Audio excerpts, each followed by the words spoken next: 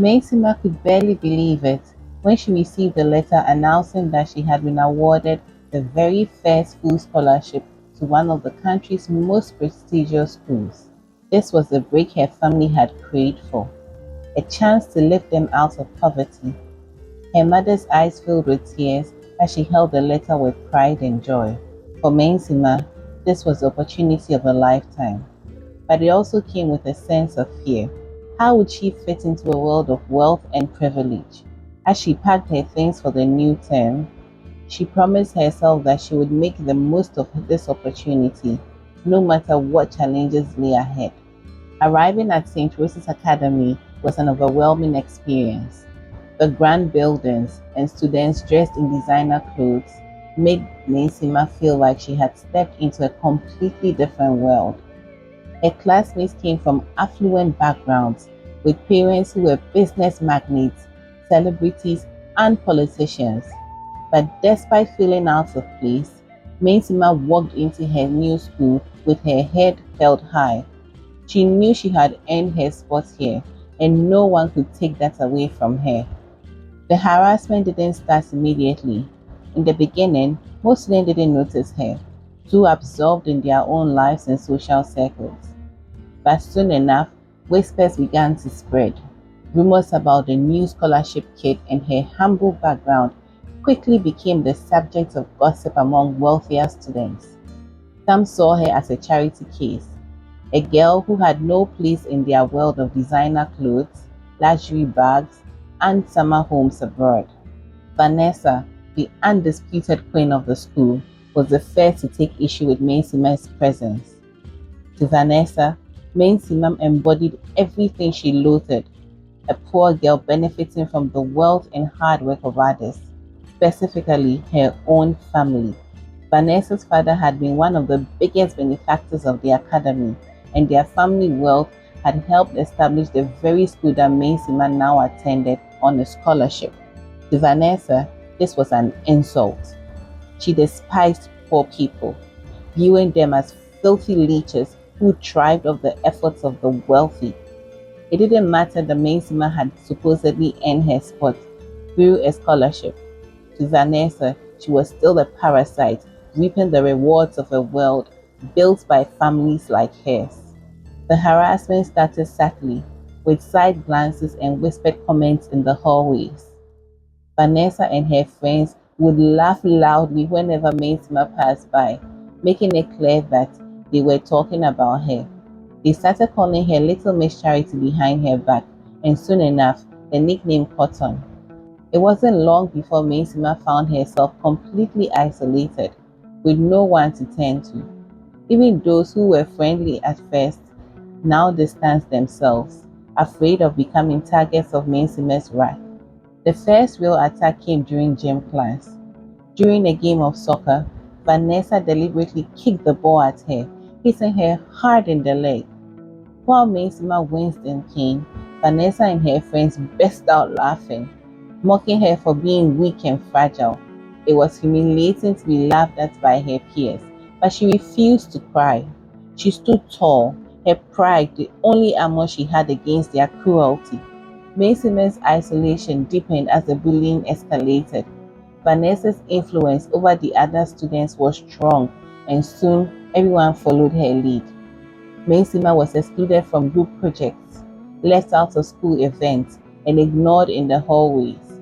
The whispers and snickers became a daily soundtrack to her life.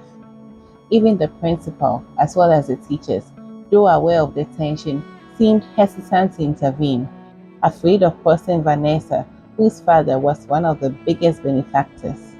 Lunch times were the worst. The cafeteria became a minefield of humiliation for Maisima. She would often sit alone at a table, her back straight and her eyes focused on her food, trying to ignore the taunts being held at her from across the room. On several occasions, Vanessa and her friends accidentally knocked Maisima's tray out of her hands, sending her food spilling across the floor. Each time, Maisima would kneel down and clean up the mess, without a word, her silence a shield against the mockery. As if the in-person harassment wasn't enough, Vanessa took the cruelty to another level. She and her friends created a fake social media account where they posted cruel memes and edited photos of Mensima, mocking her clothes, her background, and even her family. The post quickly gained traction among the student body, and soon Mensima became the punchline of the entire school's online gossip. Students would leave cruel comments under the posts, some calling her names and others questioning how someone from such a poor background could possibly fit in at St. Rose's. Mainsima was devastated when she found out. The online attacks felt even more invasive and relentless than the bullying she faced in person. Every time she logged on, there was something new, another post, another comment, another reminder that she was different. Despite the pain, Mainsima refused to retaliate. She knew that fighting back would only give them more ammunition. Instead, she poured herself into her studies, using her academic success as her silent revenge against those who sought to bring her down. Mainsima often wondered why no one stepped in to help her, why no one stood up to Vanessa. She soon realized that many of her classmates were afraid of becoming the next target, afraid of being cast out of the social hierarchy that Vanessa controlled. In all this, Mainsima kept reminding herself that this too would pass. What mattered most was her future, and she wasn't going to let anyone, least of all Vanessa, take that away from her. Despite the ongoing harassment, Mainsima settled into a routine of late night study sessions and early mornings in the library. Before long, her hard work paid off, and she rose to the top of her class. Her teachers recognized her exceptional intelligence, and soon she was celebrated for her academic achievements. Gradually, some classmates who had once viewed her as an outsider began to admire her resilience and brilliance. However, the more Mainsima succeeded, the more relentless Vanessa's bullying became. It was a regular school day when the news of Vanessa's father's arrest for fraud broke. Vanessa had strutted through the halls of St. Rose's Academy as usual, her head held high, but by the afternoon, everything changed. The news spread like wildfire across the campus, fueled by gossiping students and shocked teachers. Vanessa's father, once one of the wealthiest and most powerful men in the country, had been caught in a major financial scandal. His arrest made national headlines, and soon everyone knew about it. At first, Vanessa tried to act like it wasn't a big deal, but the whispers grew louder. Her so-called friends, the ones who had laughed alongside her while she bullied Mainsima, began to distance themselves. They didn't want to be associated with a family that had fallen from grace. Vanessa was no longer the queen bee. She was a social outcast. Her father's disgrace has left her vulnerable, and for the first time, she was on the receiving end of the same cruel judgment she had once dished out. Not long after her father's arrest, more devastating news reached Vanessa. Her mother, who had always been more concerned with maintaining appearances than with family loyalty, had sold off the remaining assets of the family. The mansion, the cars, the designer clothes, it was all gone. What shocked Vanessa the most, however, was that her mother had run off with a 21-year-old boyfriend, leaving Vanessa behind without a second thought. The betrayal stung deeply. The news of her mother's abandonment spread quickly through the school. Vanessa had once been the girl everyone envied, but now she was the subject of pity and ridicule. Students who had once clamored to be in her inner circle now whispered about her in the hallways, laughing at her downfall. Vanessa, who had always been so proud and untouchable, was now left alone, humiliated by her family's public disgrace and her mother's betrayal. The final blow came from Mrs. Anani, the school's principal. For years, Mrs. Anani had treated Vanessa like royalty, turning a blind eye to her bad behavior in exchange for the generous donations her parents had made to the school. Vanessa had always been given special privileges, including a luxurious one-bedroom apartment on campus, where she lived in comfort and style. But with her father's arrest and her family's financial ruin, all of that came to an abrupt end.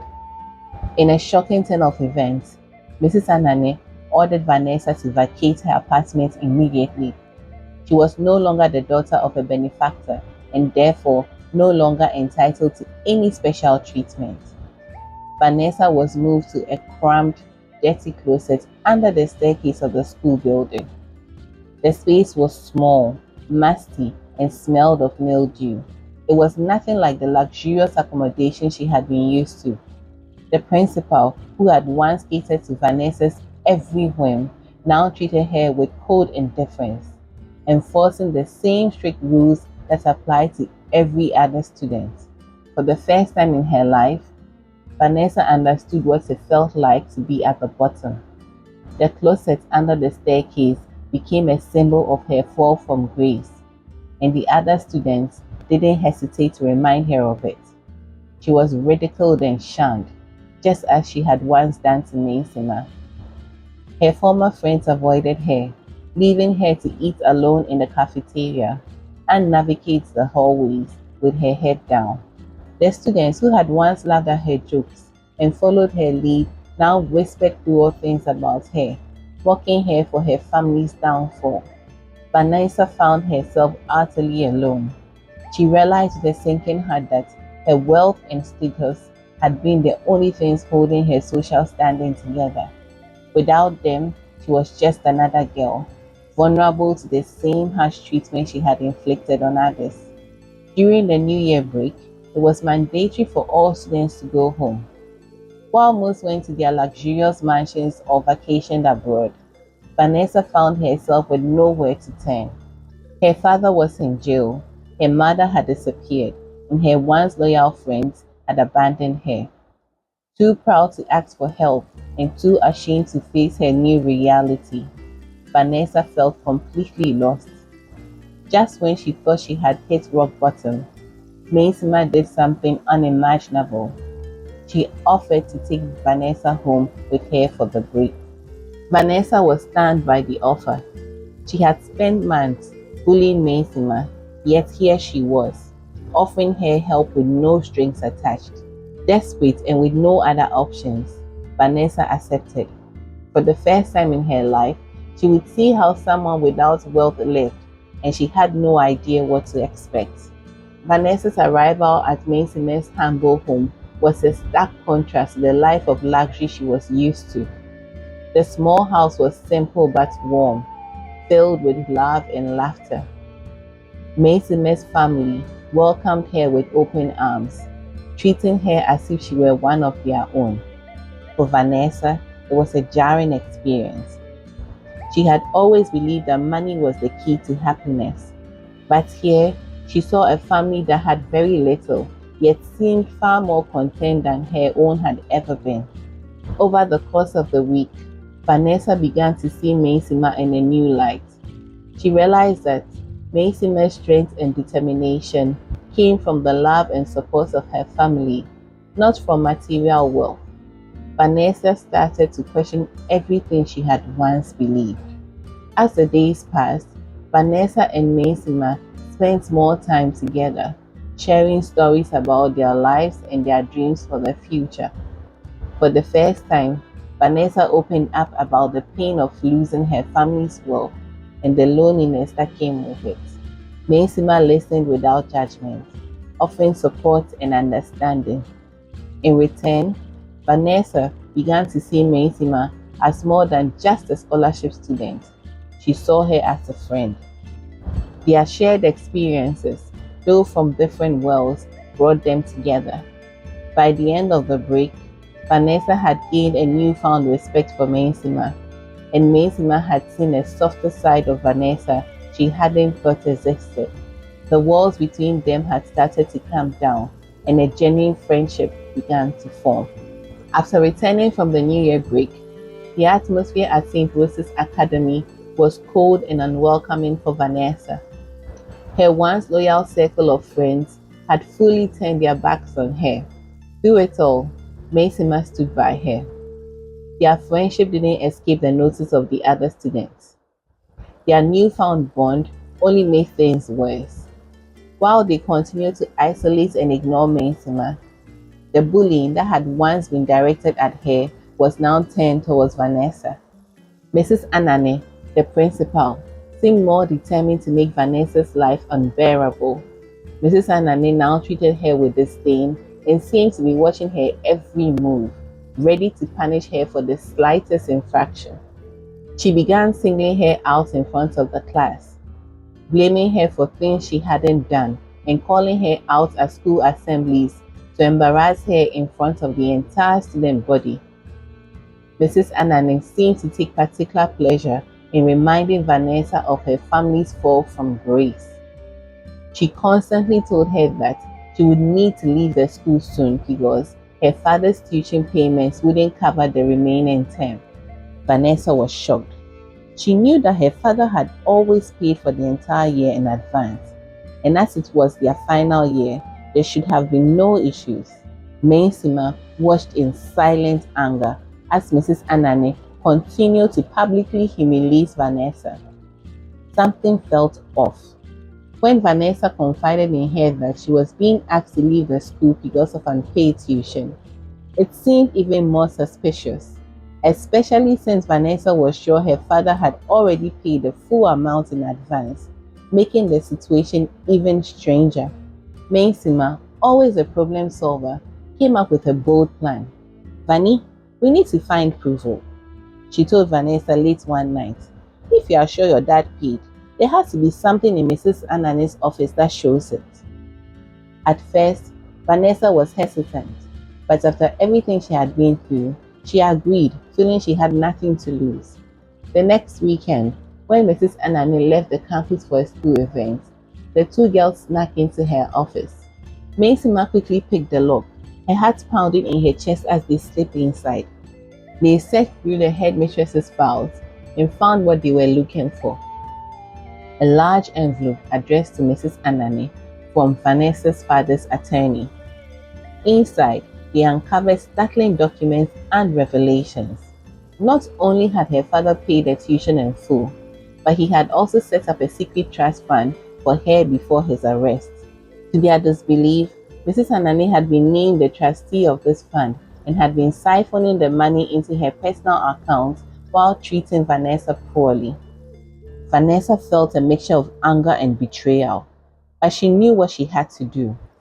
With Mensima's help, she contacted her father's attorneys and presented the evidence they had found. Within days, the truth came out, and Mrs. Anane was arrested for embezzling the funds from Vanessa's trust. The scandal rocked the school, and Mrs. Anane was promptly removed from her position. Vanessa, now 18 and in full control of her own trust, faced the decision. She could easily return to her life full of luxury, but after everything she had been through, she no longer saw wealth as the ultimate source of happiness. Instead, she chose to live more modestly, focusing on her education and using her newfound wealth to help those who had supported her through the hardest times. The first thing she did was to ensure that both she and Mensima's college tuition was fully paid.